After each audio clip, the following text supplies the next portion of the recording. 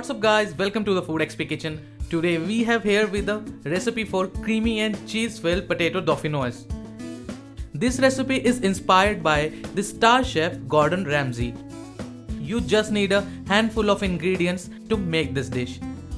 The ingredients required are heavy cream, potatoes, cheddar cheese, nutmeg, salt, black pepper, bay leaves and garlic cloves. Place the pot over a medium heat and add heavy cream, add garlic cloves, add bay leaf, grate some nutmeg, black pepper and salt to taste.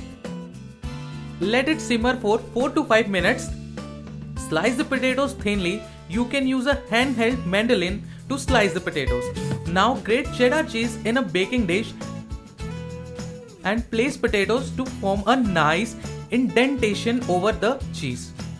Pour in the cream mixture and grate some cheese on top. Place the baking dish in a preheated oven. The temperature to preheat oven was 180 degrees Celsius.